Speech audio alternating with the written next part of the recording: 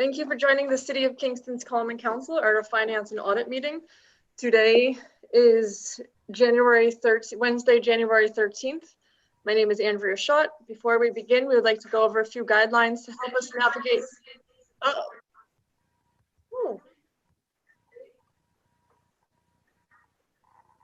Before we begin, we'd like to go over a few guidelines to help us navigate the system as efficiently and respectfully as possible. We ask that members of the public and press remain muted and off camera for the length of the meeting. As organizer, I reserve the right to mute anyone who unmutes themselves.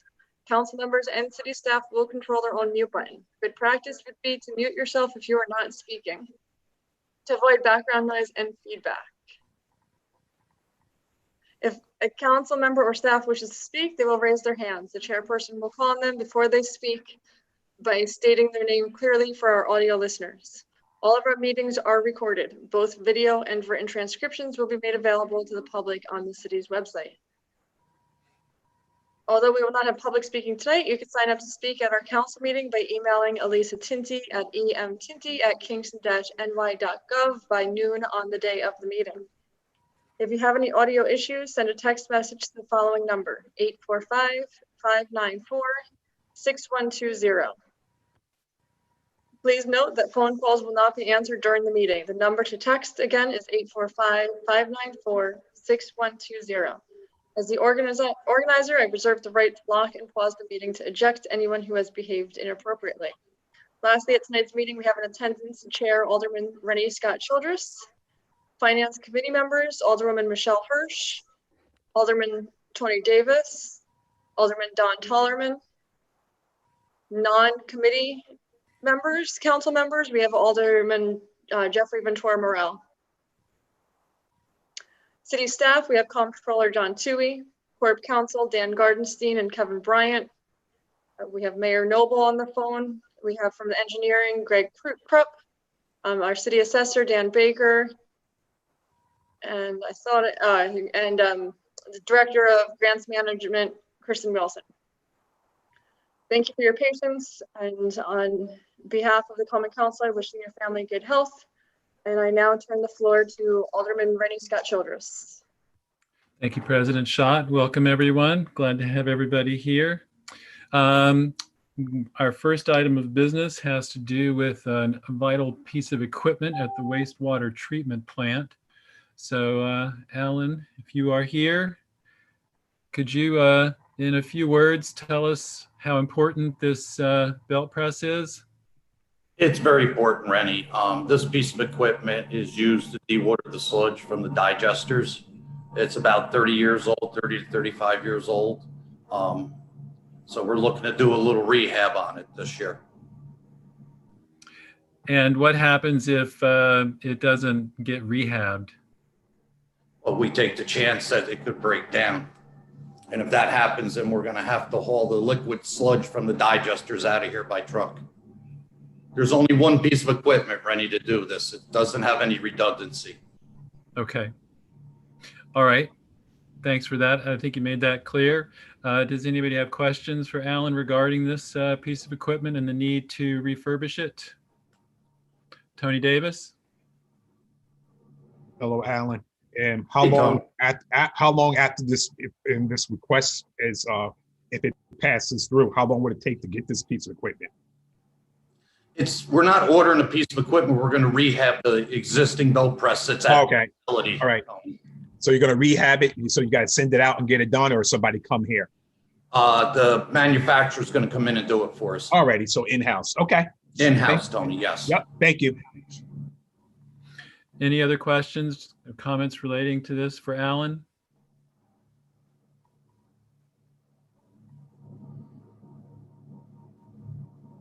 All right, Alan, if you'll hold on for a minute here. Sure, Rennie.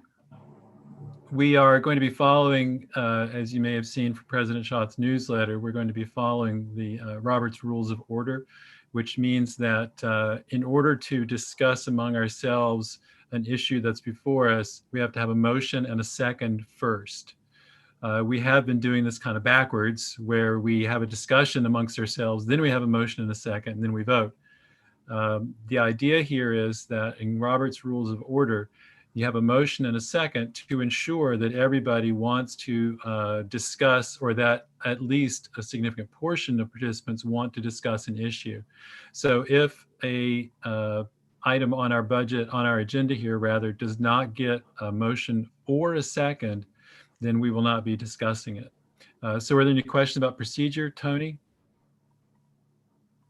Rennie, I just want to clarify. So I should have waited for a motion or second to ask Alan a question. No, because since he's here, you know, we're taking advantage of his expertise, so we're asking him questions, but we're not going to have discussion amongst ourselves until we do this part. And that's why I asked Alan to stay, because as we discuss, there may be a question that comes up. Does that clarify? A motion. Okay, so we've got a motion from Tony Davis. Second. Michelle Hirsch. All right then. So discussion, questions here. How are people feeling about this piece of equipment and paying $40,000 to get it refurbished? Tony Davis? Again, it's as Alan said, it's a vital piece of equipment for the wastewater treatment plant, and so this is not a new piece of equipment. It's existing that just needs to be rehabbed. And as Alan said, it's been several. It just ages out and it has to be rehabbed. And if not, it's going to cost the city more and to truck it out. And so I'd be in favor of a motion to pass out of committee. Okay, great. Don Tollerman. Would this come out of our contingency budget? Yes, it would. Yes, and so the reason for that is last year when we first looked at this, it was possible because it was the end of the year, the end of the fiscal year, to move money around within the wastewater treatment plant budget. At this point, though, you just don't want to do that sort of thing this early in the game, the fiscal year game, that is. So the idea is to take it out of contingency, but we also want to note that Alan took a couple things off of our budget, the capital plan for the last budget. They also have done just a great job of keeping themselves under budget. They are way under budget for last year. So in essence, this $40,000 is not, it's not something that's gone forever in that sense. Don Tollerman. I see the need for this. I'm just curious about was this anticipated in November, December, that this would be needed? And if so, why wouldn't that have been included in the budget? Well, it's not this particular item at $40,000 is not the sort of thing that you usually would go out and get a loan for. It's too small. So, and the other thing is when we talked about it back in October, that was, the option was just to move money around within the wastewater treatment budget. But because we declined to do that at that time, we're dealing with it now. That's what I was asking. Thank you. Okay. Anything else? Any other points folks want to make? Tony Davis? So then I just want to be clear. So this resolution we have here that's on the agenda, it's from last year. So obviously a new resolution will be made. Okay. Yes. All right. Thank you. And so it should say, under, like I said, was suggesting under estimated financial impact, it should say $40,000 there. But I was trying to make it clear that it's not, the money is going to be in a sense there, but in other parts of the budget. All right. Okay. Without objection, then I'll call for a vote. All in favor of this piece of equipment, please. All right, I've got Tony and Don.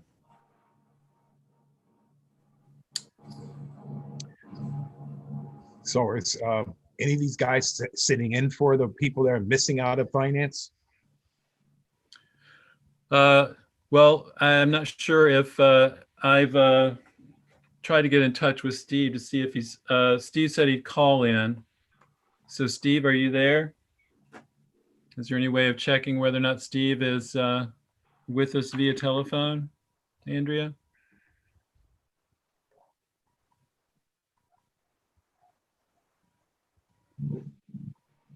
I vote in favor of this, by the way. Can you so hear?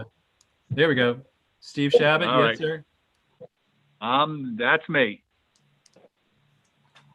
And are you in favor of purchasing this piece of equipment? I mean, refurbishing it, paying to refurbish? Oh, my equipment? Yes. No, you'd be too expensive for us.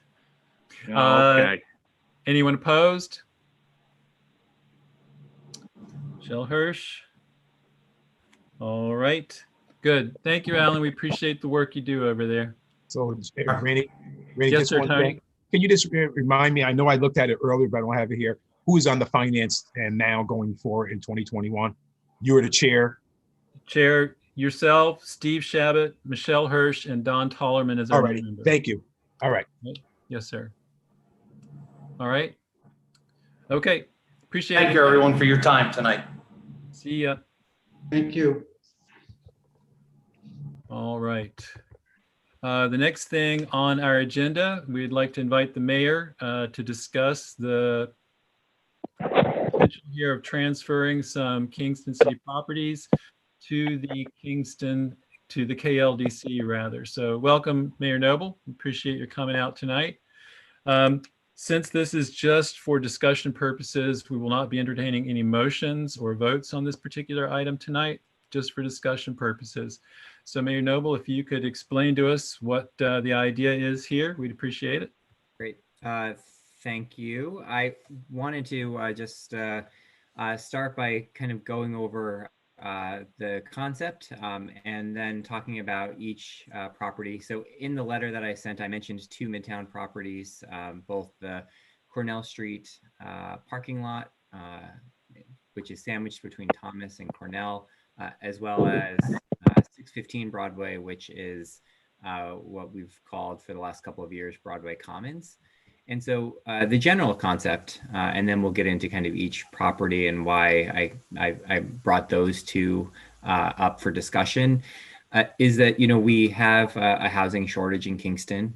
We all agree that we want to be able to build more affordable workforce type housing here in Kingston. It's a critical need for our employers to be able to have accommodations for folks who are making a barely a living wage, because much of our industry here in and around Kingston is in the hospitality industry and other industries where the pay is not high enough to be able to afford to live in what is now a much higher market rate environment than ever existed before. And I think for us, it's a real simple supply and demand issue that we're facing. We don't have enough supply, so demand is growing, and so the prices are increasing.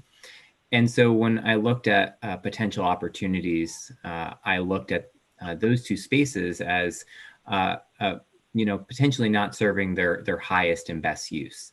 And so I believe that it's worth us discussing shifting those properties into a concept where we look for an affordable housing developer to partner with us as a community to build the type of affordable and supportive housing that we need here in the community. And so I felt as though an LDC or a local development corporation would be the best entity to help us, navigate that type of sale and project development. It's very similar to what the county executive just did with the Golden Hill property and the LDC that they, created to be able to help to market and, get, I think in the end, 5 different firms. And we've never had that type of success before, especially if you remember back to our attempts to market Broadway Commons. We did actually have a successful bidder that we awarded that site to, but in the end, the bidder chose to sell the building next door that they wanted to create kind of a joint space with. And so that didn't end up happening, but we only had like one or two. And so I think that the market has changed, the economy that has changed in our area. And I think there is interest out there, especially based on what we saw happening at the county property, that those same developers may be just as much interested in our sites here in Kingston. And what I wanted to also reiterate, as part of that letter, is that the existing uses of those sites, I wanted to also make sure were retained. Speaking about the Cornell Street parking lot, there's 100+ parking spaces there that are vital to, the restaurants and businesses surrounding that. And so as part of any affordable housing redevelopment plan, the developer would need to require of the developer that public parking still become a part of that. As well as for Broadway Commons, the Common Council a few years ago passed a resolution renaming a section of that in honor of an artist that lived here in Kingston. And so as part of that redevelopment process, we would want to make sure that a piece of the green space is maintained here along the Broadway corridor.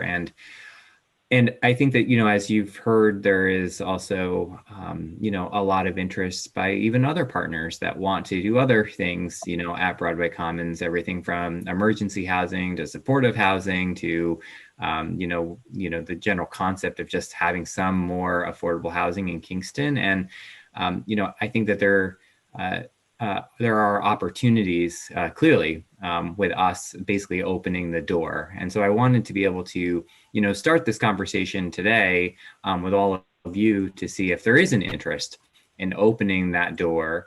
And then we would be able to work together to be able to, work out the details of what that would look like. And, if we are going to use the LDC like I proposed, working out exactly, what kind of framework that agreement would look like, and making sure that, if we were to say transfer a property to the LDC to be redeveloped, under what parameters, what AMI would we be asking for, how many public parking spaces, what would be the type of use, so that there would be a constrained vision, right, that the Common Council sets. And so I think that that's useful. And I think that that's what the county also did with, the LDC that they're working with. There was a vision that the county put out for what they wanted to achieve on that site. And, jointly it was met, I believe. And so that's what I'm thinking. And that's really where I wanted to start this conversation. I have not yet talked to the even the local development corporation members, but because this is really the first stop. And if the council's interested in this concept, we'll be able to continue to explore it. If the council's like, at this point, we like as it is, and we don't want to change anything, and, and that's okay, then you'll let me know that. And, that's at least, I figured we needed to have a conversation starter.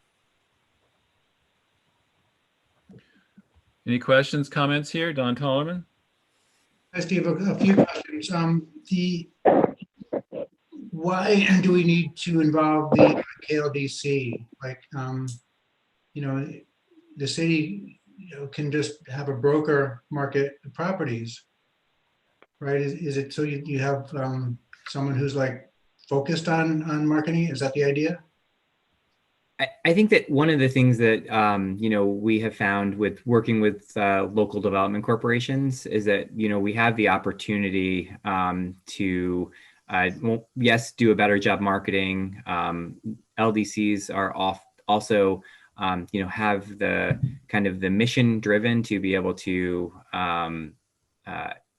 better create the RFP process, to better manage that process, to be able to much more so than kind of the Common Council process. KLDCs can meet much more often. They can be much more nimble, where, doing an RFP process through the city and through the Common Council in terms of property disposition and potential lease arrangements or potential pilot agreements that would need to be done to make the affordable housing project work. All of that, lease and lease back of parking and all of that generally is best done, through an LDC. And, but again, if we decide to go that route, our legal team could prepare a memo, for the Common Council that talks about the pluses and minuses, of the LDC concept. I think really my main interest is, do we want to build affordable housing on these sites or not? And I think if we do, we can then explore, exactly the best ways to do that. And again, I'm suggested the LDC, and again, we can provide what we think would be the pros and cons of going that route. But I would ask that you not at this point. My prerogative is to really get a sense of, do we want to build on these sites or not necessarily how we dispose of the sites eventually. It's really what do we want to do on the sites? Follow up, Don, and then Michelle. Rennie, Okay, and then Steve. Okay, so I have two questions, Steve. First of all, are you open to mixed use? So would that have retail, potentially commercial retail on the ground floor, and also open to, like what Energy Square did with the different, you said affordable or workforce housing, would you be open to mix, having some market rate, having some different percentages of AMI so that we can have a variety of people there? And then a second question I have is, and I've spoken to you about this before, that developers have looked at this site before that I'm familiar with, and they think that it's problematic because of the mobile station on the corner, because that prevents a really prominent development because it has to be squeezed in there. So those two issues. Yeah, and so I definitely, our city zoning code, really does prefer the first floor not be residential. And so, again, I think our goal would be to stick to our zoning code, as best we can, similar to what happened at Energy Square. And I do think that as we look at each site, we will have to envision, what could fit best on different sites. And I think that that's a part of the potential developers' role would be to, look at our sites and recognize that, the Cornell Street site could fit, 50 to 100 units of housing, but, the Broadway Commons site may only be able to fit 25. And that may be okay, based on the constraints of the site. I think that as we looked to do the redevelopment of Broadway Commons before, the two RFPs that we got ranged from 9 to 12 apartments to 25 to 30. And so we just, again, it may be very different than if we had a full build out site and including like the gas station, we could get a much larger building in there. So I do think we want to, temper our expectations to, kind of the landmass that we have. And I think doing a process that would allow, developers to come in, I think is an important part of the process. I hope that answered your questions. All right, Michelle Hirsch.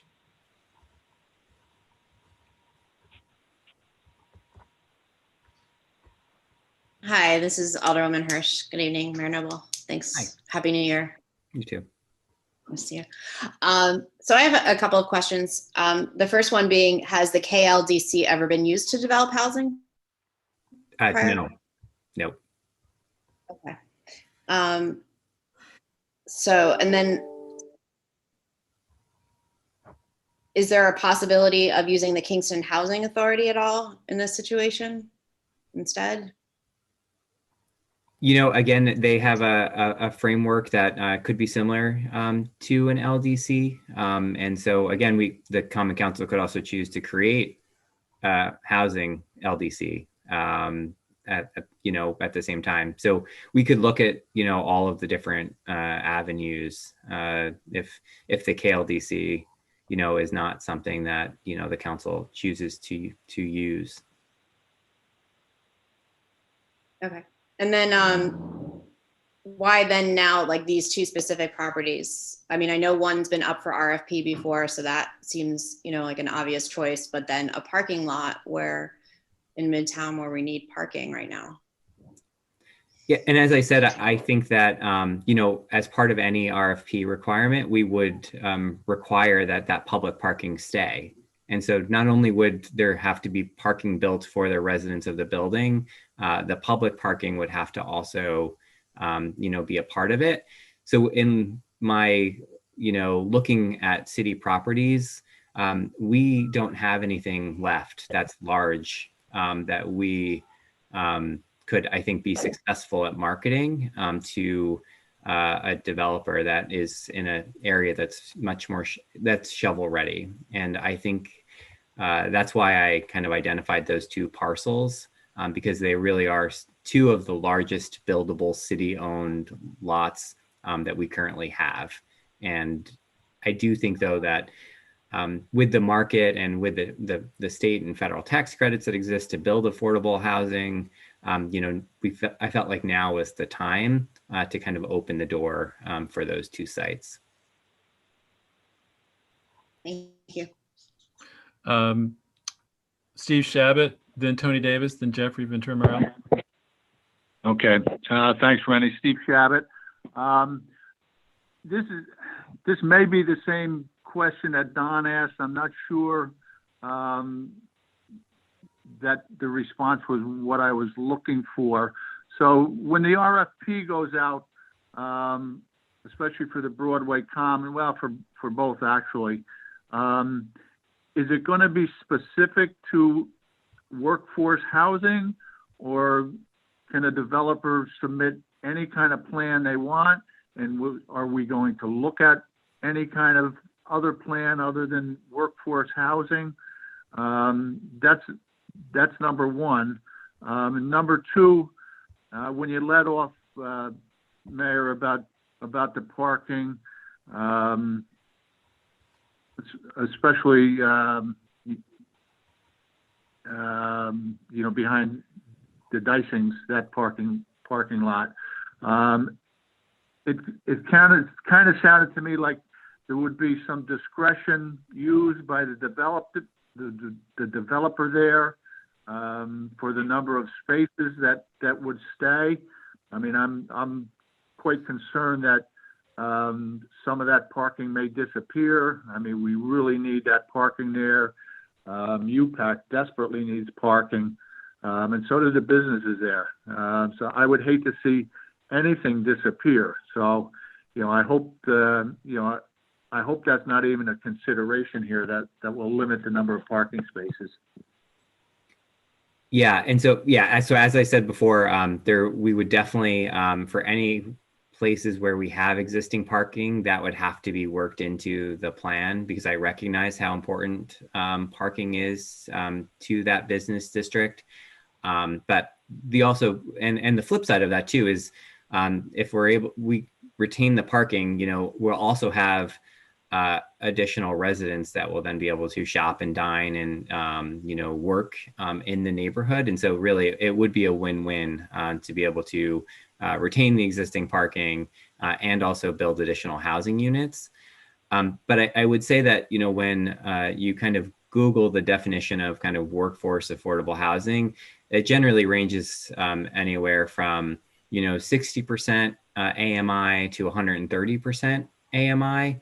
And so I definitely hear Don's comment about, you know, having mixed use, and that is the same type of, you know, mixed use housing that we see that, you know, like at Energy Square and other places where you have mixed affordable housing levels in the same building. And that generally has been, you know, supported well from the state, and, you know, tax credits are available for those types of projects.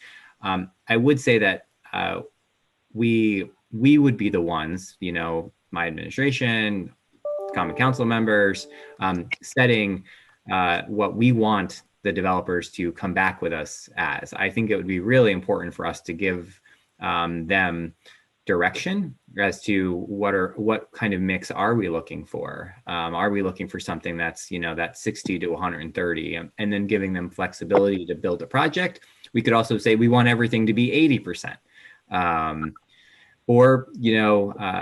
I think that will help, because we want to be able to have projects that are also going to be financially fundable and financially strong, because we want this to get done. And so we don't want to have folks kind of going off on a wild goose chase, not knowing what we want, when clearly I think all of us could agree probably pretty quickly on, what we would want to see in terms of the type of housing, on these sites, because we have been talking about this as a priority for the council and for my administration for, the last couple of years. Anything else, Steve? Yeah, well, yeah, I guess specifically, and I don't know if we can answer it at this point. So would we be open if a developer looked at this property and said, here's my proposal, but it doesn't include affordable housing? Or are we looking at that, or is the RFP going to be very direct that it has to be affordable housing or workforce housing, whichever? Yeah, no, I think we should be extremely direct. I think we should be telling them exactly the type of, kind of income limits and affordable housing limits that we want to place, so that we can be clear that, this is what we're looking for. This is our need right now in Kingston. We know that we have a housing shortage of units between, 60 and 80% AMI, or between 80 and 110% AMI, whatever we decide as a group. We should then be really direct about that, with the development community, so that they could build a proposal to send back to us, or they may come back to us and, if 5 firms all respond and say, we've run the numbers and we can't build public parking and do an entire building at 110% AMI, we need to do it at 80% AMI, like, that's fine. But we want to be able to give them some direction so that they can at least respond to our ask. All right. Tony Davis, then Jeffrey, then Don. Tony Davis here. Hey, Mayor. Rennie, I'll let you know when I'm done, because I got several questions. Yes, sir. All right. First off, Mayor, and I'm just going to order that. I've been doing research and speaking to people and, business owners, residents over in that area and throughout the city of Kingston. And first off is proposal housing. What about you packing the business in that area for parking? You stated that it's not going to lose any parking and to those businesses are UPAC. Yep. That's what I would propose, that, in order for us to, I know how important parking is, but, and so we would definitely include that in there. I hear that from everyone, but I also, we do recognize that we have a housing shortage and we have surplus parking in Midtown Kingston. We have lots of studies that show that, but I do know that, and I hear the concerns, and I've already expressed to lots of folks, and I did in my letter, that we would work with the developers to make sure that public parking is included and as part of the project. But I also think that we do have to just keep in mind that, yes. So go ahead. Yeah. Alrighty. So if it's going to be, let's say you said earlier, you said it was 100+ parking spaces in there. If I'm correct, isn't the code state that you have to have like 1.5 and parking spaces for each unit? Yeah, depending on the size of the unit. So we'd be looking at a couple of hundred parking garage. Alrighty. So if it's a parking garage, then if those are all filled, then that means their tenants are going to have all the parking space. So how's UPAC and the surrounding businesses are going to be able to utilize that parking space if most of the parking is going to go to the tenants? And then we know, hopefully, and when the warm weather comes and we're out of COVID, that UPAC is going to be gearing up for events. You got, you got the restaurants over in that area that utilize that parking space. I just don't see how, if it's 1.5 space for each unit, how that's going to leave space for the surrounding businesses.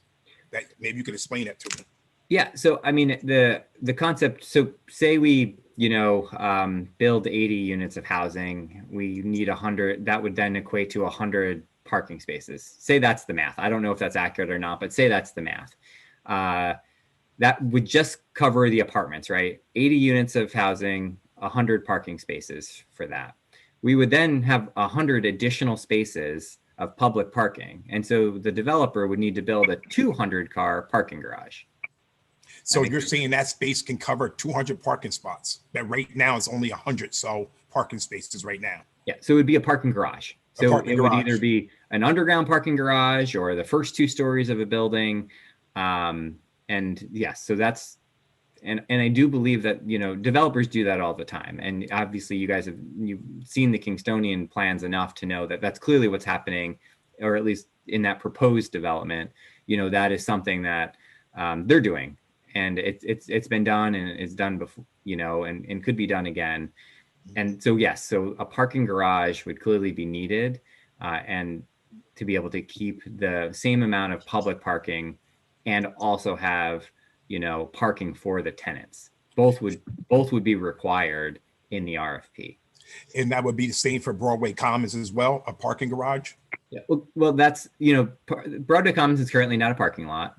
It's never been a designated parking lot. And, that I think that site has some more flexibility as to what we decide to do with as a collective group. Okay. Next question. And that parking lot is used for snow emergencies. And so what would happen to those residents that utilize that parking spot during snow emergencies?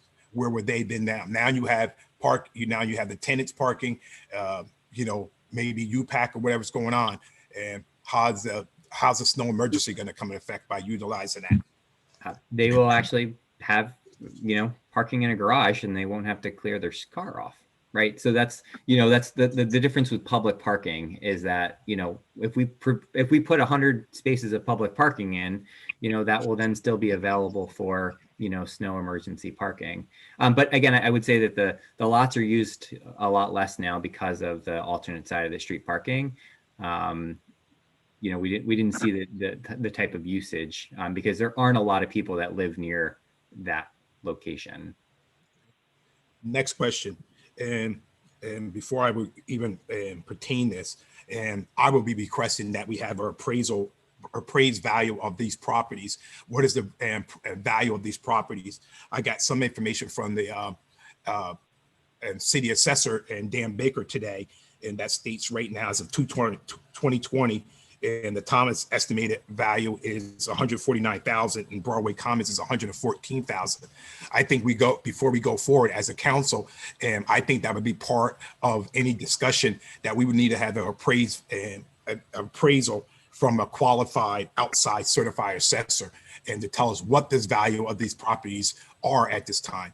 Again, remember, at this time we're in a sell market, all right? And people are coming up from the city and everything else, wanting to develop things here.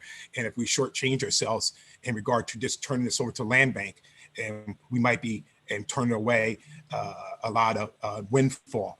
And my other thing is that I am for affordable housing, but I'm also think that, as Don Tollerman had stated, and I believe Steve, and that we need to have a mixed thing in there. We need to have housing too, and for people who are now retiring and they can't afford their home anymore, that they want to stay in Kingston. And so I think if we have any more, the other part is, how would that affect our requirements that were just passed? I believe that any new development has to have 10% of affordable housing in it. Is that correct? Yeah, and so this would be 100% affordable housing. And just to give you a sense of, if you think of a property that is a 100% area, median income, that's kind of like the property at Energy Square across the street. They've got some at 80, some at 90, some at 100. The fair market value for like a 1-bedroom at this point is $1,300. Most of our tenants in Kingston aren't going to even consider that affordable, but that is technically affordable. And so I don't think we want to build any more market rate housing if the city, the Kingstonian proposal that you guys have all worked on is definitely, I think that that's a great project. I think it's going to provide that market rate level, project for us. But I do think it's time for us to also invest some more of our resources into, that the middle range, workforce housing, because I think we need that. And so again, just to give you a sense, though, these are still going to be, 1,000 to 1,500, even at an that's now the new affordable, just to kind of keep everybody in the loop on that.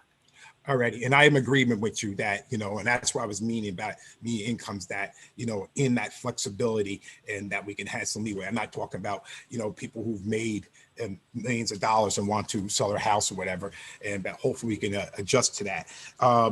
My other thing is that in regard to the Broadway Commons, has it been discussed? I know in the past, several years back, and I don't know sure who the owner is of the former Bank of America there, was willing to give that place for an police substation. And whatever happened with that, and is that something that has been looked at or could be looked at in regard to maybe purchasing that building that is sitting there? In that case, then you could have Broadway Commons, because again, it's limited. You could have a Broadway Commons, let's say east and west on both sides of that intersection there of Henry Street, and then it would create more affordable housing and more additional parking for the tenants. And I'm just throwing that out there. Has that been looked at? Yeah. So that building at Bank of America is privately owned already by and that was sold by the KLDC. Many years ago at this point, and is currently the offices for Gateway and a few other nonprofits and service providers. And so that's not within our collection anymore. Okay. All righty. Now, my only thing is my next thing is to the whole Common Council. My thing is that if we transfer this property over to the KLDC, then we're going to lose control of these properties out of the hands of us. And I feel that we will not have any fully control of the land bank and proving that being ultimately in the near or not so distant future to do what they wanted with it. So we give over control this. This is my concern. We give over control this to the LDC. The council is going to lose control of what can be developed there, and et cetera, and who it can go to. Right now it's in the paper and that, this is affordable housing and a private developer. And right now, the only private developer and for affordable housing is RUPCO in this area.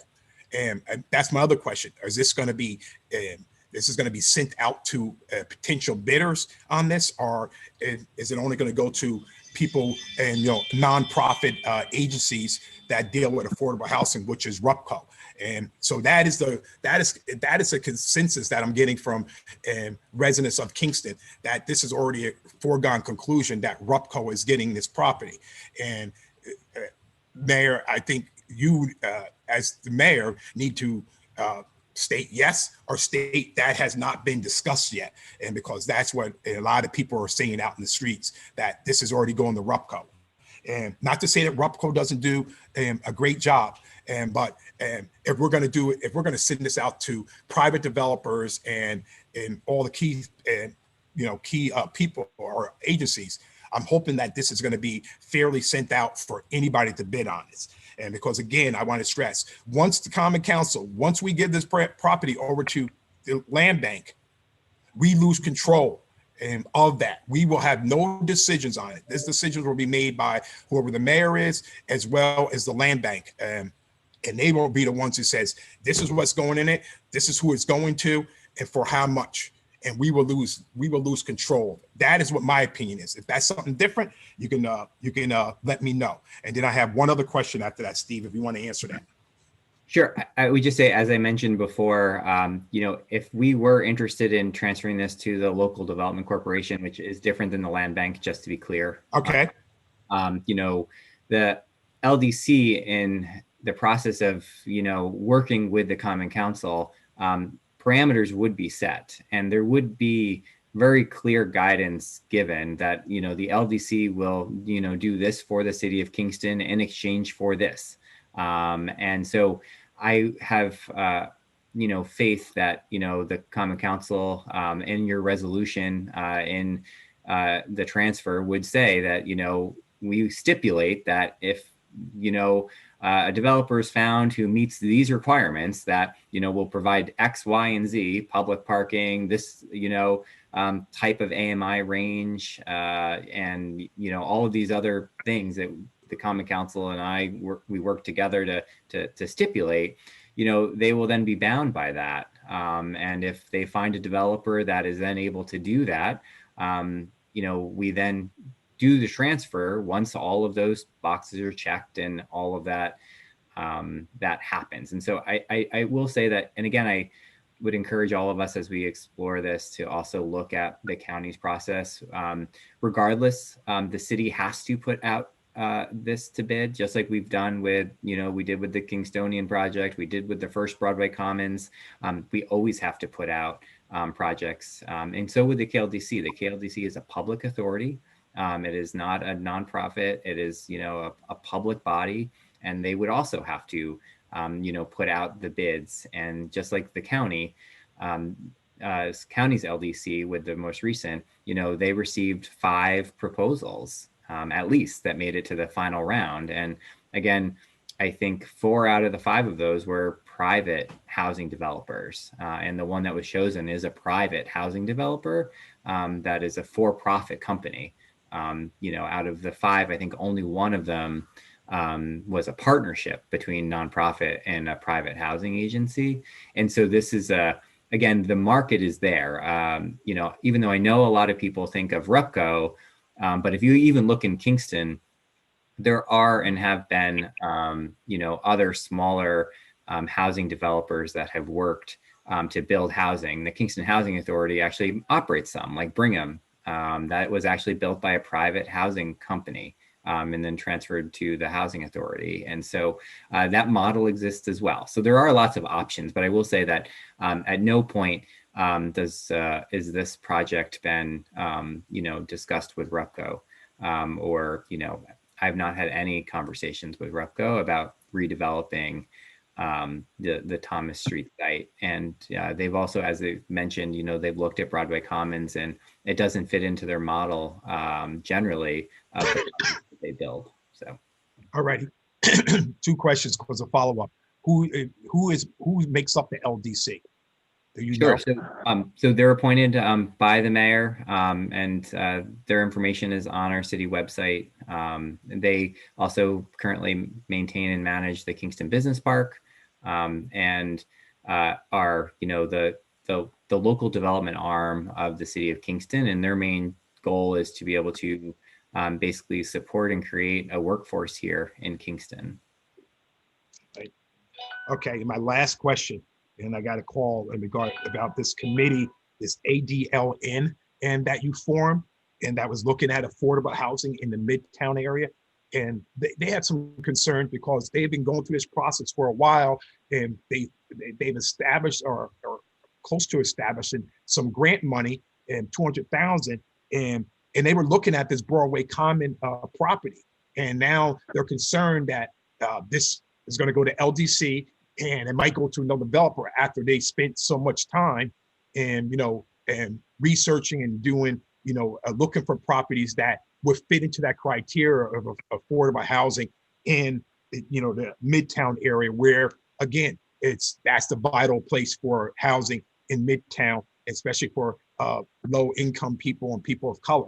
And so they're concerned that if you transfer these properties to the LDC, what's going to happen with all the time and effort that they put in to try to secure this grant for the enterprise, which I believe is on the website now, that they received a $1 million grant from the enterprise. And they're concerned that everything that they've done, looking at these properties, trying to find an area for affordable housing in Midtown, is going to go to the wayside. And so what would you say to them? Well, I think, you bring up a couple of points, is that one, as you just mentioned, finding properties in Midtown for affordable housing is exactly what we're doing right now, right? I'm proposing to have affordable housing locations in Midtown. So that's, but the ADLN grant is a anti-displacement grant. The city of Kingston applied over a year ago. We were chosen to be one of 10 places across the country or across New York State to focus efforts on anti-displacement. I then brought together a team of people, 2 council members and a variety of community leaders that I chose to come on board to help me develop a vision of what anti-displacement looks like, efforts could look like. There was a almost year-long learning process where our team members learned about different anti-displacement strategies. And then we put together some innovative ideas about what could or could not what could happen in Kingston. And in the end, thankfully, the Enterprise New York and the Attorney General's office, thought that our strategies were strong and, awarded us $1 million to be able to work on these strategies over the next year. And one of the strategies is to have more emergency housing. There is always a need for emergency housing. REPCO is just about to open supportive housing units in Kingston. We've seen that, with 2 different instances where 2 of our boarding houses had fires and there was a need for additional emergency housing here in Kingston. So we know that the need is here. This team is, as part of our work plan, there is $200,000 to be able to put together a plan and find a partner in the nonprofit world that would like to help to identify emergency housing opportunities. One of the terms thrown out there is that, potentially tiny homes could be developed in Kingston. We did express to the team that currently our zoning code in the city doesn't allow tiny homes for a whole bunch of different reasons. And, but, that doesn't mean we shouldn't talk about it. And I think that that's what we're doing. But I would say that, just like we're having now, is that no one group or organization or entity can just have city property for their project. There needs to be an RFP process. There needs to be a development process. And I would say that just putting forth these properties and opening them up to affordable housing doesn't at any point say that we can't have emergency or supportive housing built on these sites. I think what we're doing right now is just starting the process of moving down that road. And I really do look forward to having an in-depth conversation with the community about emergency housing and talking to some of the key players who work in that field right now and who could help provide guidance and expertise. And one of the first things that our anti-displacement team has to do is to put together a project advisory committee. And so I'm going to be looking to put together a project advisory committee that helps represent a variety of different interests related to anti-displacement. And I hope that helps answer your question. I know that was a little long-winded. No. And the last one, promise. Has it been discussion thinking outside the box? We have, and again, I'm just throwing this out there. We have several churches that are not being utilized, that they, for whatever the congregation is small, they're not using the churches anymore, and some are using church halls. Has there any been discussion about that, going out, reaching out to these churches and see and what they're feasible about purchasing these properties? That would be able to be, you might be able to redevelop it into affordable housing, or you might be able to, rehabilitate it to, as you said, emergency supportive housing. And so those are just things I'm throwing out there that, and, as I ride around Kingston and, in some buildings, Andrea, she's the one, she's got a old church, she's made into a home. And I think there's, some churches, abandoned churches are just sitting there and they might be able to be utilized, that infrastructure that we already had. But again, it would take some thinking. It takes some proposal, talking to the churches and see how that would go about. But again, I'm just throwing that out as an avenue too, and that we might be able to use those churches for affordable housing. hard for emergency supportive housing. And that is it, Rennie. Thank you. Thank you, Steve. If you want to answer that one, I appreciate it. Yeah, I think, my point of coming tonight is to say that, we are open to all ideas. And if there are, anybody that knows of any property in the city that, could be, transferred to the city so that we can help get it into the hands of someone who wants to help, turn something into affordable or emergency housing, I think we should be all ears. And so that's a good message. And I hope that, we can use our platforms that we have to, make some more of those connections. Thank you, Steve. Great. Jeffrey Morel. Hi, this is Jeffrey Morel. Hi, Mayor. I just have a couple questions. I know that the city recently did redesign project of several parking lots, and I thought the Cornell parking lot was included in that project. Was that grant funded or taxpayer money? And if so, if it was grant funded, would we be liable to have to pay back that grant if we don't move forward with if we do this instead of moving forward with the redesign of the parking lot? Yeah, I think, that would have to be a conversation with the funder. It is grant funded. We are in a design process to, add some green infrastructure to the Cornell Street parking lot. And so if at some point the council decides to go down this road officially of, putting the site up for redevelopment, we would have a conversation with the funder to ask, we have lots of parking lots in Kingston.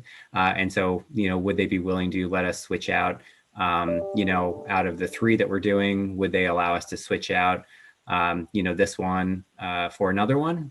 And, if not, then, we can again, the thing is that, we have a flexibility because if we have a private developer that is going to develop a site, and if the grant funder wants us to say repay some of the design costs that were used and not utilized, that would be worked into what one of the developer's costs would be.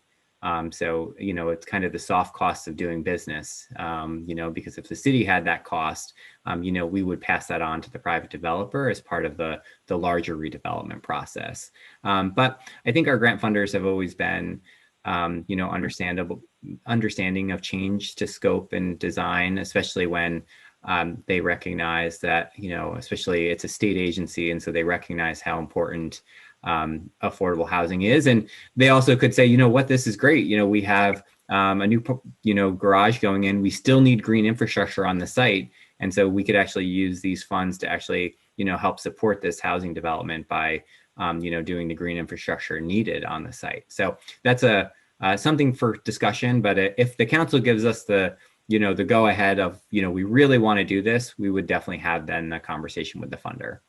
Okay. Thank you. And my next question is, you mentioned the Kingstonian before, and I know that they have said that having a parking garage underneath actually creates a loss for them. And they've said, several things that they needed to do to make up for that loss. So how would this be viable for a developer, especially having affordable housing above? Would they not have the same issue with that the parking lot would cost more than what they would be getting back from it? I think what we've seen is that affordable housing projects are unique in that they are, state and federally supported with tax credits, where private development is not. And so here, a thing like Energy Square can be built with state and federal support, and that costs, $22 million plus, right? And so I think we have the ability to be creative with how we do the parking. I would suggest that any developer that comes to do affordable housing is also going to look, and can, as of right, be able to have a pilot with us per the, New York State, housing guidelines. But I think that makes it a much more doable project compared to if this was private development. I think if this was private development, it would be a harder lift to do the public parking without either charging really high rents or having a very substantial, pilot agreement. Where with the affordable housing, I think the tax credits really will make up the difference. Okay, thank you. That's all I had. Rennie, I have a Don, question. Then Steve Shabbat. So Don, did you say Don first? Don first, yes. Thanks. Steve Shabbat. So yeah, just to piggyback on what Jeffrey said and the mayor responded, the idea of especially the Cornell Street lot, we would have to, it seems to me, the developer would naturally ask for a pilot. And it's just, to me, a big red flag, seeing what's happened to the Kingstonian and the pilot they requested. I would applaud any developer who wants to go ahead and do that. I'd go through the process. I'm just afraid of, if we're saying build a parking lot and provide workforce housing, that I don't know if a developer is out there that will bid on that project. Maybe I'm wrong, but I just think that we're putting up a huge obstacle. And I just want to say something for everybody. When we talk about affordable housing, it's such a loaded term, and it's such a people think have different perceptions about what that means. The mayor uses the word workforce housing, and I think that is really much more appropriate, because workforce housing is for people in the workforce, teachers, firemen, city workers or county workers, or, and it's not for people that are on public assistance. These are not slums. So I just want to sort of encourage everybody to not use the word affordable housing, use the word workforce housing and explain what that means, because we very quickly get into a quagmire of, I don't want, affordable housing in my neighborhood, it's a not in my backyard thing. But we do need workforce housing. We need housing of all types, but, I'm very much behind the notion of workforce housing. Thank you, Don. Steve Shabbat. Okay, thanks, Rennie. Steve Shabbat. Just want to speak just for a second about the parking garage. When that was mentioned, really early in the discussion here, I was presuming that was only for residents. That's not going to be public parking, is it? If they do a parking garage? Yeah. Or would it Yes. to the developer? Yeah, the developers would have to, based on, the site size, again, I'm not an architect or developer, but my sense is that they would have to probably do at least a 2-story parking garage deck, basically, basically they build the building over the current parking lot and then put an extra deck on to fit the same number of cars, basically, either below ground or above ground, and then build up from there to support the units. And so, the public parking that is currently on the surface would then become a public parking garage on one of the levels. Okay, all right, that's much clearer. And my second question, and I may be putting the cart before the horse here. Just as Tony mentioned earlier, this topic has certainly been generating a lot of conversation. I'm sure everybody's getting calls about it. I'm getting calls, and it's not even close to my ward. So there's a lot of questions in the city, both good and bad.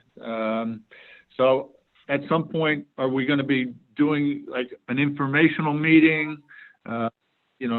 Maybe not a public hearing, but informational meeting, to disseminate some of this information to residents.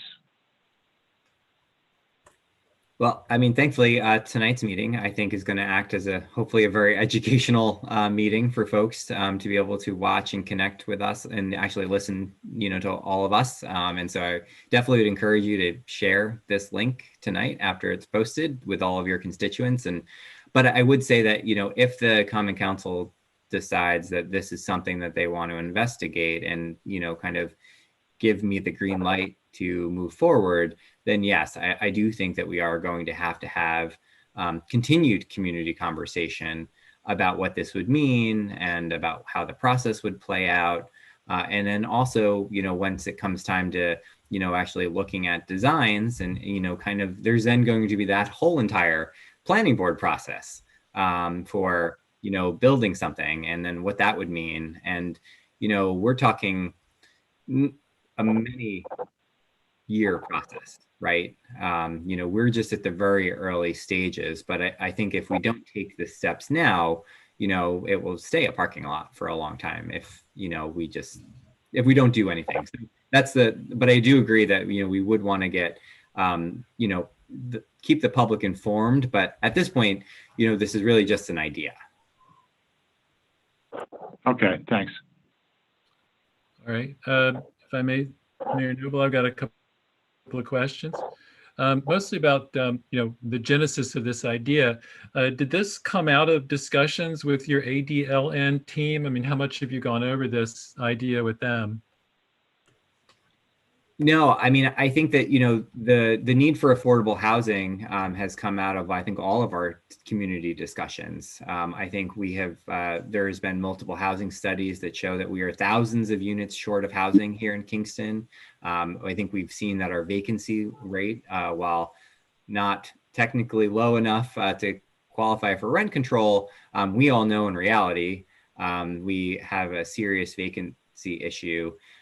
And I think what, when I saw our county executive take, a leadership role in identifying a county space that could create, this similar type of housing on county-owned property at the former jail site, it really encouraged me to start looking around and having conversations, with my team about, where could we fit more housing in Kingston, and where are our areas that are within the city's control that we don't have to go buy, that we, especially in this real estate market, and that we could turn over relatively quickly into the hands of an affordable housing developer. And really, these two came to the surface, and I think that there is interest, especially when I saw how many people bid on the county project. I think it really made me realize that, I don't want to let this moment pass if we truly are interested as a city of actually doing something about our affordable housing issue. So when you said my team there, you meant some folks in your administration, not the ADLN team? Correct. Yeah, no, I mean, again, the ADLN grant is displacement focused, and they're focused on immediate displacement. I tried to get the ADLN grant to pay for some of our rezoning study that we've been focused on trying to find funding for. And, Enterprise, the funder, said that was too far off in the future, and that zoning impact isn't fixing the immediate displacement need. And so neither is building affordable housing that's going to not be built for years, after seeker and planning and reviews. I think a lot of the ADLN grant is really focused on what can we do right now in a variety of different areas, and strategies to help people that may be displaced in May or June or July or August of 2021. Okay, thank you. And then what's been the response, or did you discuss this at all with any of the businesses right around there, like Franco or Dylan over at Tony's? You got any sense of their feeling about the potential for this kind of development in their backyard? Or yeah, I think that, initial concerns were, what are you going to do about the parking? And I think once I explained that the parking was going to be kept, I think that then, there is, I think that there's really then just more customers. Mm-hmm. So you got that specific response from some of the merchants around there? Yes. Okay. And then in terms of the KLDC members, is the list that's on our city website, do you know if that's current? I haven't checked recently. I do know we had some people leave, and I made some new appointments in December, and so I don't know if that's got put up on the website, but we can check. Yeah, that'd be good to know, because I think that's one of the things that a lot of people really want to be clear on, particularly members of the council. Who is it that would really be making any decision or be involved in this process on the KLDC side? And so basically your press release was the first communication of this, though, to the public and to the members of the Common Council, right? Nope, not a press release. The first was just the letter, the communication to you guys. I didn't send out a press release about it. Well, there was an article in the paper, right? So you're saying that. Yeah, they just read your communication packet on Tuesday. Okay. All right. But that's the first that the public was aware of it, and the first that involvement of anybody on the Common Council. Okay. All right. So, well, we'll take this under advisement. Then what do you see as the next step here? I think I would like the Common Council to, like you said, take it under advisement and let me know, as a group, whether the council wants me to explore this or not. Okay. Thank you, So Mayor. you don't have Thank a you, specific timeline then? Nope. I mean, you guys are well aware of the housing situation and, where no, I don't have to tell you guys. Right. I'm wondering if there's anything in your head that we should be aware of. Nope. Okay. So last chance, Jeffrey Morrell. Oh, I just have a question for you, Rennie. When the mayor says that we'd let him know as a group, how would that happen if a vote is not happening? Well, it's not about a vote. I think he's looking for an informal response of interest. Okay. And so I think, we don't have everybody here tonight. So we'll ask everybody to either take a look at this, or I can discuss it with anybody who wants to discuss it further. I can collect opinion and, put that together. We'll share what folks think, and then we can let the mayor know. And then the next step would be, more nitty gritty than just a general kind of opinion. Yes, Tony Davis. Tony Davis here. So this would be just like exploratory, and if we go farther with this would be no resolution. This would be nothing set in stone. It would be just a discussion about exploring all the options that might be out there. Mm-hmm. Okay. Yeah. All right. Good. Well, thanks again, Mayor Noble. We appreciate you coming out. We appreciate your concerns relating to the housing crisis. We all know that we've got to pay close attention. All right. Thank you all very much. Have a good rest of the meeting. All right. Good night. Okay, then. The next item on our agenda is the fee schedule. This is an annual right of economic passage here, budget passage. So there's really only one change that's on the fee schedule, if I remember correctly, and that has to do with the taxi cab driver license fee. Yeah, it's not really a change. I think it was just a clerical mistake when we got the communication package, but we did change that, and I did confirm that with Comptroller's office and the clerk's office. So it's the taxi license fee that we changed, I think, exactly a year ago, or close to exactly a year ago. It's in your communications, it does say 75. So I just wanted to point that out. Great. And then, yes, hold on. So is there anything we're voting on with this? I don't see a committee report.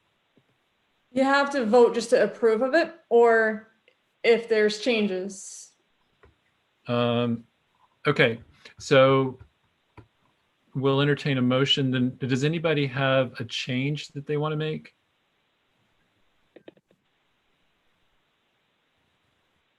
I have a question. Yeah. Aren't we also supposed to be including the tow operator fees? We never got any report.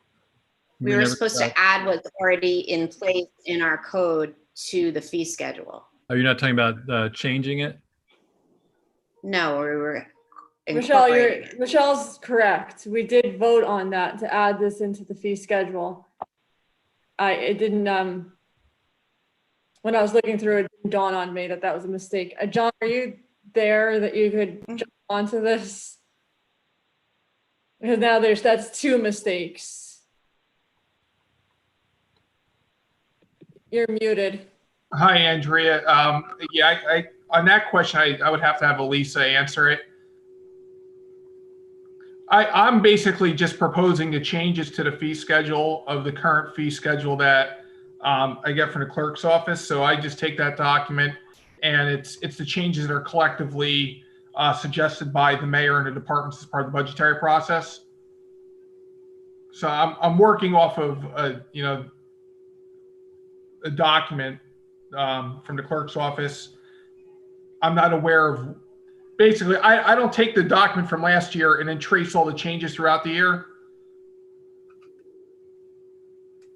So if there's been changes that have been made by the council throughout the year, I don't maintain this document throughout the year.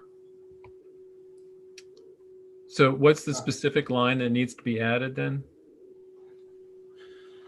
We just moved, the council moved the tow truck that was in, I believe, the code outside of the fee schedule into the fee schedule. But I think there was a couple different, there's a couple different categories to it. So I don't have that information because the one jumped out, that one did not jump out at me. So I think we need to get more information from Elisa, who isn't here tonight. Okay. Work it if you want to vote on it and then get clarification before caucus, or how you want to work that, because yes, we have an incorrect document right now. But the main point is just to add and to bring that one piece in and make sure that it conforms with what's there now. Yes. Okay. Let me ask John Toohey, is there any timeliness here, or could we just put this off till next finance meeting, or should we have a vote tonight and then look for any other information before our next common council meeting? I would, at this point, since you've noted this, I would probably ask the clerk's office if to go through the resolutions for the year to see if there's anything else that hasn't been included. In terms of the timeliness, the only time restriction would be is that any of these fees just wouldn't change until the council adopts it. So we couldn't implement any new fees or change existing fees. Well, John, Dan Gartenstein, I'm not sure you can even charge the old fees if you don't approve a new fee schedule, because the fee schedule is specifically a year-to-year document. So it is time sensitive. Okay. Thank you, Dan. But you can certainly approve the document you have now, subject to it being changed in a subsequent month. But you need a fee schedule in place in order for these fees to be collected. Hey, Dan, shouldn't it be, then if that's the case, then shouldn't it be adopted effective January 1? Yes. Okay. Tony Davis. Tony Davis here, then. I would motion that we accept the fee schedule as is as of January 1st, 2021, and we add any additional fees or changes prior to common council. All right, do I have a second? Michelle Hirsch gives a second. All right. Any discussion then?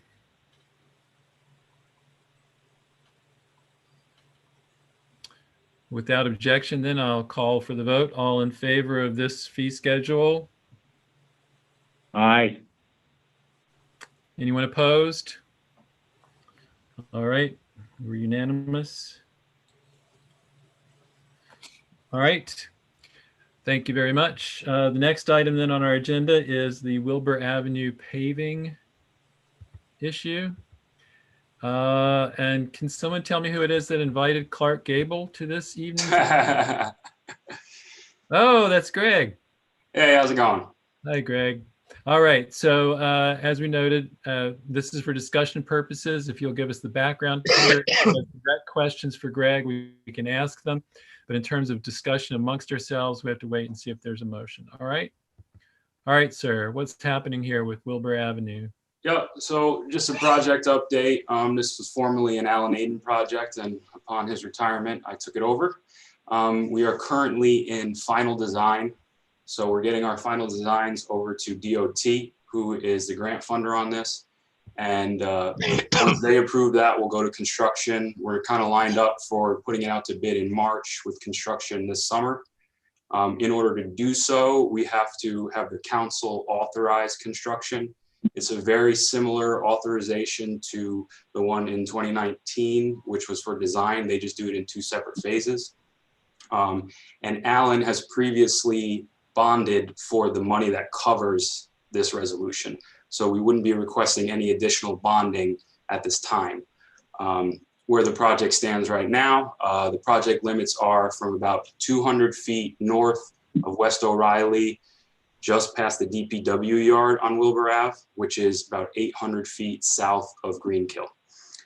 And most of it is full depth reconstruction. So taking the road down, we're putting in 12 inches of subbase and 7 inches of asphalt. So originally it was going to be the whole road, but because of the deterioration of the road, it's shrunk down. And so that's kind of where we're at, and getting the approval from DOT to move forward. And we need this resolution as a part of it. So this is a ministerial resolution. There's no money involved here. This is mostly a requirement of the process by DOT, right? Right, but there is a dollar amount on the resolution, but we've just already bonded for that. It was covered by the 2 bonding resolutions, which were in June of 2019 and March of 2020. Great. Any questions for Greg?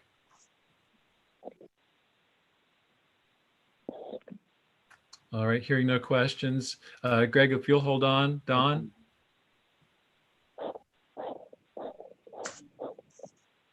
Hi, Greg. So to what degree will this affect Mountain Valley Manor adult home, because it's going to be loud and smelly, I guess? Sure. Well, as far as any sort of dust control, that's a part of the contract. They're only working during the certain working hours that they're allowed to as part of the contract, and traffic will be maintained in and out of there. As far as sound, it's a repaving project. So, there will be some associated with the machines to mill and whatnot, but the project should only take a few months. It won't be the whole summer, so it'll be less impact than a full season of construction. So I'm looking at the map now. You're going, I know you said when you started your presentation exactly where it's going to start and finish. Can you repeat that, please? Yep. So on the southern end, it's just 200 feet north of West O'Reilly. And then it goes all the way up past the DPW yard entrance and a few parcels up from that, which will be 800 feet south of Greenkill. Yeah. And I guess you'll use your staging area. Will you have something carved out for the machines? Yeah, and that will be decided, once we have a construction company on board, we have a pre-con meeting and we decide where they can stage. Try to have minimal impact on any private properties there. Yep. And will you be closing Wilbur Avenue for all that time, or? Nope. We will maintain through traffic. Okay, just signage and letting people know. Yep, and they'll have to sequence it so that they'll take part of one lane out and maintain traffic on the other lane with flaggers, and then do the other side. They won't have the whole road closed off at any point. And I know you mentioned you're finishing the design phase. Is there any accommodation for bikers or people that walk? Nope, that wasn't part of this grant to have any bicycle infrastructure. Originally, it was just going to be a mill and overlay. It was just going to be essentially what DPW does on all of our roads, mill overlay and then restripe as it was. This includes some drainage, but there are no bicycle or pedestrian accommodations. Is there any opportunity to make it have a lane for bikers? Because, you know, Kingston, we're trying to make our city more bike friendly and walkable friendly. And, you know, this is a great way to get down to the water, you know, down to the roundout. Right. And I think it was discussed, and the problem is our project limits, you know, being that it just starts 200 feet north of West O'Reilly. It's just a section of the road. Yeah, but it's a huge section. It's 2/3 of the way, well, almost 2/3 of the way from Greenkill down to Abeale Street. So Yes. it would be great if it would be great if there was even 2 or 3 feet that someone could walk, you know, or for the bike. And I see Kristen has turned on her video because I know she was involved in discussions around this as well. I don't know if she dealt more with, I believe it was Tom Polk about Well, this. Kristen doesn't believe in trails, so I don't know what she's gonna say. I probably have to pull up the email communications about this to fully remember, but I know that we had discussed having bike lanes on one side of the road. And I think ultimately, I think one of Tom Polk's suggestions was to have a uphill bike lane, at least for people who are riding up the hill. And ultimately, I think we're going to choose between the wider shoulders and the uphill bike lane. And we went with wider shoulders. Greg, and correct me if I'm wrong here, but I think we went with wider shoulders so that we could accommodate pedestrians. I mean, it's not sidewalks, but at least there's a wider shoulder. And if we had tried to fit in the uphill bike lane, then there would not be shoulders for the pedestrians to walk. Well, Kristen, that's great. I mean, a wide shoulder is something you can ride on, and it's not perfect, but Greg, how wide is the shoulder? I have to check. I think the calling for 3-foot shoulders, but it varies along the corridor. Kristen, is that what you would hope for a bike, or is 4 feet better? I think that ultimately the decision was about pedestrians here. A bicycle can be in a wider shoulder. Different bicyclists might have a preference. I prefer actually to be in the travel lane myself. But I think that this was, ultimately the decision was, it's with all of our roads, complicated, choosing between different users. And I think that the decision is that the wider shoulders would be better for the pedestrians and could be used by the bicyclists as well. All right, Greg, I just want to put out there that if it's possible to look at the idea of, rather than having a wide shoulder on each side, to make one side, especially larger, that people could actually use to bike and walk, instead of 2 shoulders that are 2.5 or 3 feet, if you had one shoulder that was 4.5 feet, that's really something to give to the people of the city. Sure. Well, And I think part of the decision there is that they're not trying to change the super elevations and the crown on most of the road. So they wouldn't want to be moving the center line necessarily. But it's something I can mention to the consultant and see if that was considered. If you could, even if it was a foot wider, it could make all the difference to a bike rider. Thank you for that. Tony Davis. Tony Davis here. And first off, I just want to clarify, whose ward is this encompass? Is this Don, yours, or Michelle's? Yes, So mine. farther down is Michelle's, Yes, or at the West O'Reilly? that's right. Alrighty, Greg or Kristen, first off, if we expand the side of it, I mean, again, that's why I believe we're only doing a small section because of the money and the cost that's going to be cost to this project of this fixing that section there. And so if you widen the road more and to try to, have it for bike lanes, then again, where's the pedestrians that need to walk as well? If it's bike lanes, then what is a pedestrian supposed to do? Walk out into the road when a bike comes by? And if you keep on going out farther and farther, you are then going to be going over the cliff. And I think this is the problem with Will Bradley, right? That it floods in certain areas. So the wider you put it, the more the road's going to be flooding, et cetera, et cetera. I also think we already have a bike lane that goes downtown, and that is the state bike lane coming from 32 all the way through Greenkill Avenue, connecting to the Midtown Kingston. And if we're going to do eventually Broadway Suites, that is going to be where they can connect to Broadway to get to downtown. And so I don't feel that we need to be adding a little section of bike lanes. And again, if we're going to do that, then we have to include bike lanes all the way down from Greenkill all the way down to a Bale Street. We can't have just a little section of bike lanes and then nothing else. So then that means it's going to be more cost effective, more costs. And then that means, again, you're going to have to widen the road on one side or the other, which is the problem we had there with the flooding. And so you can answer that if that's what your thoughts were.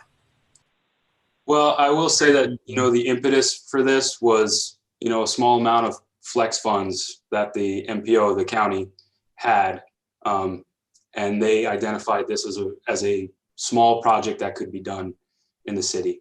And so every extra bit of cost that we add on to this project is just city funds. Like we had a certain amount that we were given by DOT, and all these expansions in scope do have a bigger financial impact. And the piece before us tonight is simply ministerial. There's no way we're going to add any money to this, right? So that the money's already been requested through the bond, right? Right. And, any additional money will just be on the city. So that's another thing too. And if we get bids back and there's an additional cost, that's something that we will have to come back for on top of what we've already bonded. Okay, Michelle? Yeah. Michelle, are you there? Yeah, Michelle? Yeah, mention what you just mentioned, Rennie, that it was more of a motion to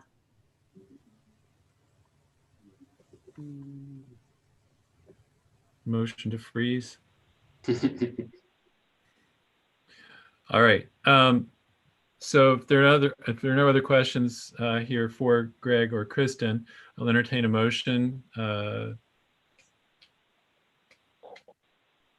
adopt this resolution. Tony Davis, second. Do we have a second?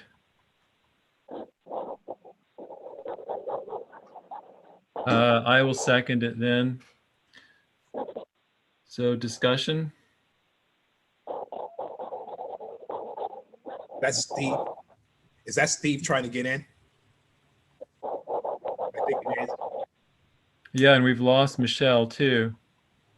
Yeah, I'm still here. Oh, you're still here? I'm here. Do you have any comments about this project or this resolution, Steve? No, I think the conversation has been ample. I think questions have been answered. All right, we'll try to get Michelle's vote later, but without objection, I'll call for the vote. All in favor of adopting this resolution? Aye. So, okay, all opposed?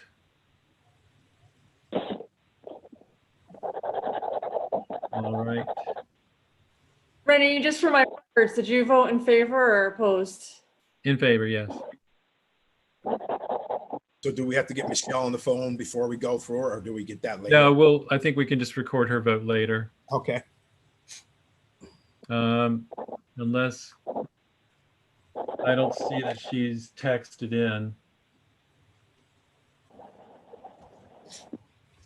All right, we'll just have to get her vote later. All right, the next item is this, I'm sorry, Greg. Thank you very for having much. me. Thank you, Feel Greg. free to leave unless you want to see the real inner workings of government here. I'm all set. Have a good night. All right, good night. Let's see. So there's no action required on this item from the governor. The state legislature acted on this, so we can pass on by that one. Item number 6 is about a transfer in the assessor's office. So Dan Baker, is there anything we need to know in particular about this? Hello again. It is a budget transfer to do the maintenance on my year-end budget modifications as I know them today. Pulling it up as we speak. And as I spoke with this committee a few months ago, that the consultants line was going to have to come back and discuss that, and that's part of this process. I am transferring from, or requesting the transfer from regular pay to that consultants line and not have to ask you to take it out of, let's say, a general fund or contingency, however that would work. Also transferring from postage into consultants, the amount of $3,000. The amount from regular pay to consultants request is $12,000. We've had extensive work that has been needed, appraisal consultations this year with a trial that I do have coming up. In addition to that, transferring a amount of $17.69 from postage to advertising to cover required advertising for the assessment rolls, and also a sum of $171.35 to data processing. So those are requests. Does anyone have any questions? There, Tony Davis? Dan, I just don't see that last figure on this resolution. The 171? Yes. Yeah, Tony. So what happened was this. I submitted a communication with a committee report, and prior to the communication being put on the January meeting, I updated my communication and committee report, and the clerk thought they were two separate communications. So I believe if you continue to scroll down in your packet, I believe you will find an additional communication that's a copy of my original that will include 4 lines. And that last line should be amount of $171.35. Yeah, Tony, the committee report that I have reflects the proper all 4 items being there. Okay. And the estimated financial impact is still at 0. All righty. Thank you. Okay. Do I have a motion to accept this? Motion. Steve Shabbat. Do I have a second? Tony Davis. Any discussion? Any discussion? All right. In that case, without objection, I'll call for a vote. All in favor, say aye. Raise a thumb. Steve Shabbat? Yes, yes. Yes, okay. Anybody opposed? Okay, great.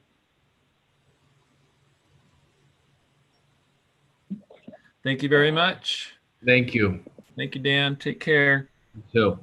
The next is a transfer in the grants office. So we're going to call on Kristen Wilson again. Kristen, can you explain what's going on here, please? Hi. So this is a request. It's really a request from 3 offices, the IT budget, or from IT comptroller's office and my office. And it's to transfer $10,992 from contingency to the IT budget to purchase a module update for the Munis accounting software in the comptroller's office. And the purpose of this module is it's called a project module, and it's so that we can account for our grant projects in Munis and integrate the data with our grants, our eCivis grants management software. So it's a one-time fee to upgrade to this module, and then I believe there's a one-time software fee, and for the initial upgrade, and then a one-time fee for this company to do the upgrade. And last year we had the funding in the comptroller's budget and also in my budget, but we weren't able to communicate before December 1st to make the transfer. So are you saying that this is a similar issue as the one we discussed before? It's coming out of contingency, but largely because it's the beginning of the year, but the money is actually in your older budget, so we'll cover it on the other side into fund balance? Yeah, I think that's correct. I don't know if John Toohey wants to confirm that.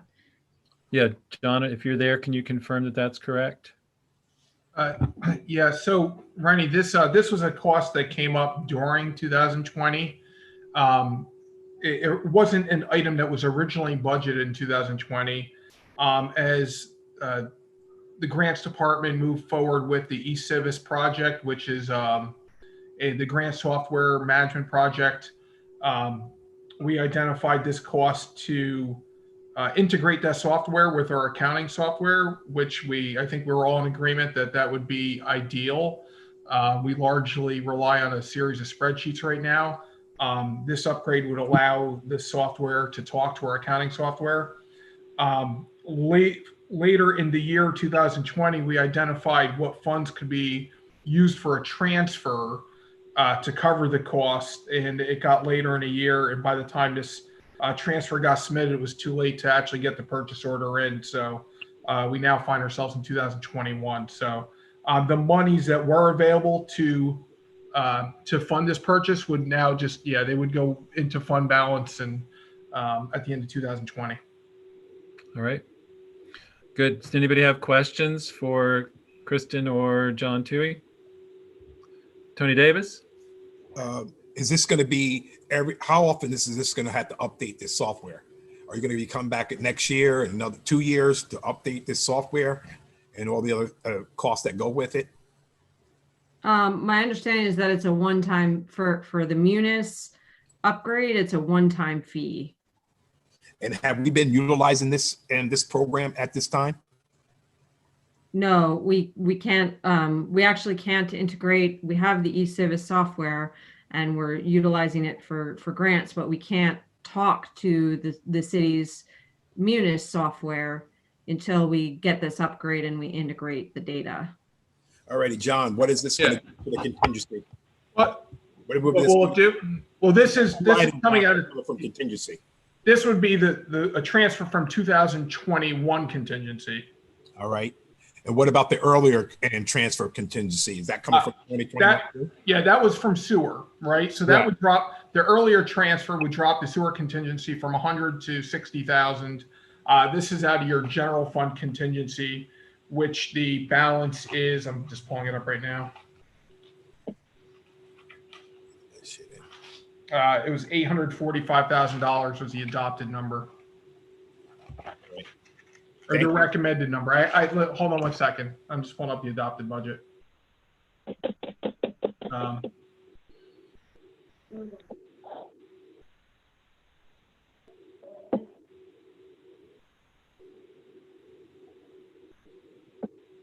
me 1 minute, Tony.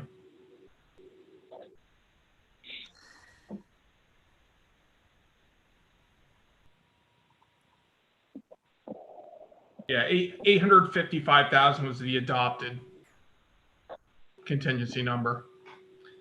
And just to explain this once again, just because you asked about whether or not this is ongoing, this is the fee to build the module for these two softwares to talk. This is like a customized piece of software that has to be built so these two different programs can talk to each other. And then there's, with our Munis software, there's ongoing costs with the Munis software because it's our platform for almost everything that we do. It's our payroll, it's our accounting, it's our purchasing, it's our we use it for bill pay. It's really the nerve center for the city's finances. And the reason this needs to happen is that currently, like when we have a grant expense, it gets tracked in the Munis software now. But if we want to find information about that, it usually requires a series of emails for us to find out, how the expense was processed, all of that sort of stuff. So instead of having to do that, which is very inefficient, grant staff and project management staff will be able to look up expenses in the grant software, and it will help us to produce real-time spending reports for our grants, rather than, for example, if you ask me what the balance is on a grant right now, I would probably have to spend half a day, checking with the Munis, talking with Pat, going back and forth, just making sure that I have the right number. Whereas with this, we'll be able to produce a real-time spending report with the click of a button. Okay, it'll import the accounting data straight from the accounting software, which includes, vendors as they're being paid, journal entries, etc. It'll pull it into the grant software. So when they're running a report on a particular grant, it'll pull that data in. They won't have to go to a spreadsheet or, email my office and, try to compile what the spend is. Ideally, they would just be able to look at the numbers would be in their grant software because the two systems would talk. All right. If there are no more questions for Kristen or John on this, we'll entertain a motion to adopt.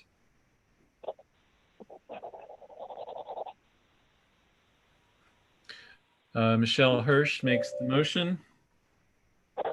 Second. Dave Shabbat seconds. Any discussion? Sounds like this is going to really improve the efficiency of our money folks.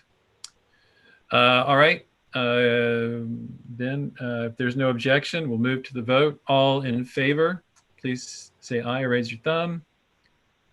Aye. And I agree, aye also. So it's unanimous in favor. Thank you very, very much for being here, Kristen. And look out for the squirrels behind you. All right, thank you. Have a good rest of the up. meeting. There's one on that tree right back there. Yeah. I see a bear. Watch Got it. him. All right, take right. care. The next item on our agenda is the NILAF agreement. Okay.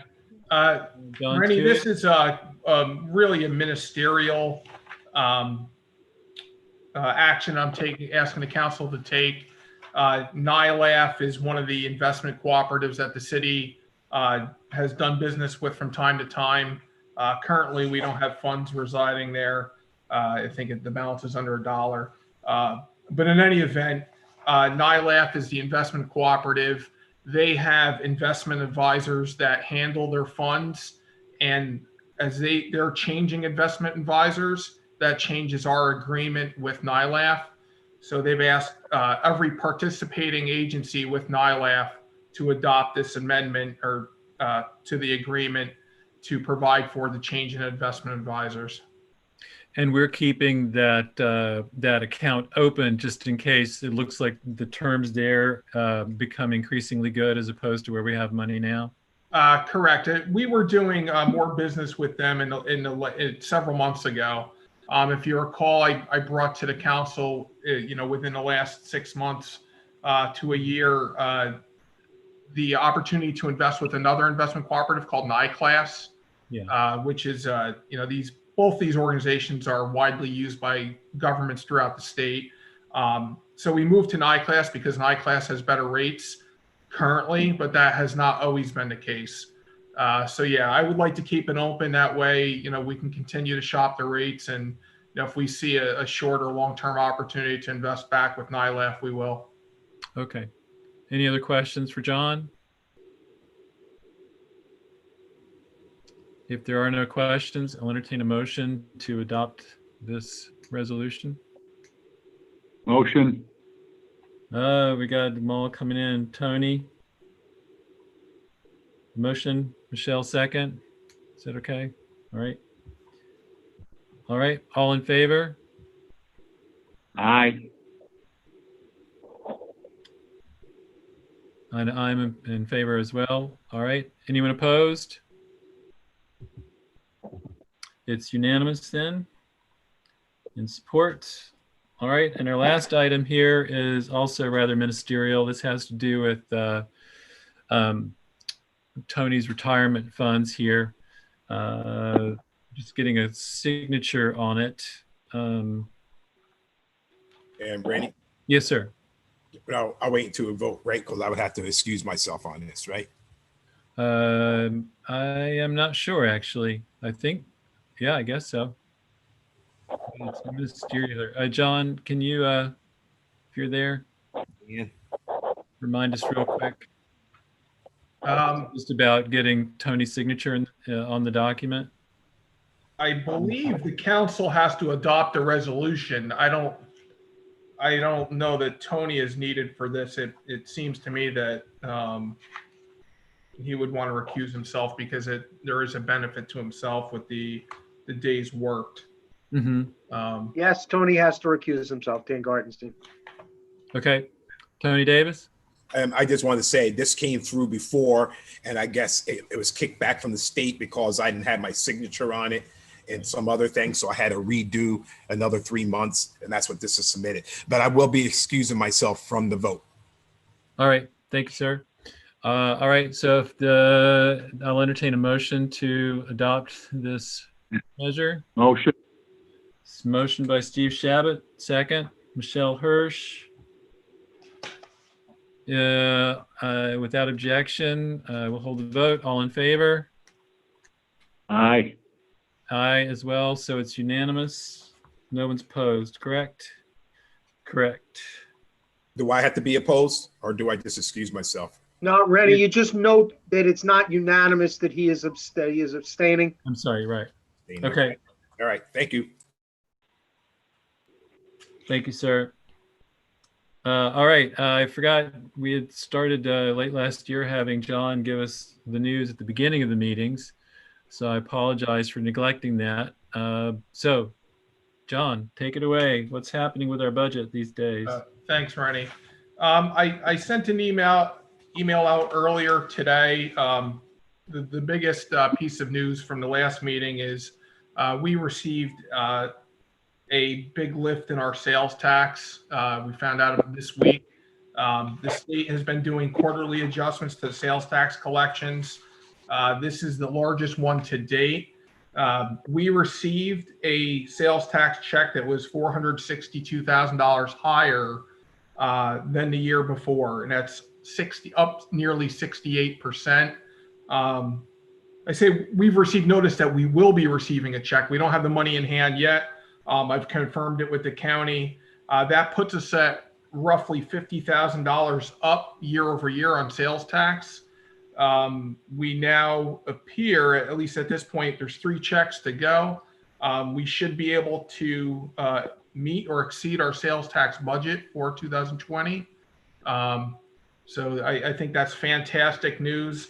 The COVID update that I sent out with some updated sales tax numbers really shows that the actions that the mayor and the common council have taken to negate the impacts of the revenue shortfalls from COVID have been effective. And, we're not expecting any large drawn fund balance at this point.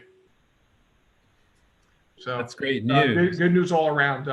There's still some notable revenue declines year over year, but the expenditure reductions that the council and the mayor put in place have been effective. We're over $1 million down year over year in our spending through November. So it's been quite effective. That's great to hear. And so a lot of our other measures, it's too early in the year to be thinking about how much we've spent out of the budget and so forth. So For 2021, yeah. Yeah. Yeah, Okay. yeah. Uh, But 2020 is at this point, I think it's a best case scenario for where we could have expected to end this. Nice work, John. Well, it's a team effort. The council, adopted those measures, put them in place. You modified the budget and you did it significantly, and it's been effective. That's great. Thanks. I want to remind everyone too that we're getting into the time of year when we have to reconcile the 2021 budget. So there's going to be a lot of work moving money around within departments so that we can get everything, all of our T's crossed and I's dotted. So there may have to be a special meeting in March if we can't get all of it done at the first finance meeting. So they'll just be prepared for that sometime in March when we may have to meet to do that. All right. Any questions for John Toohey?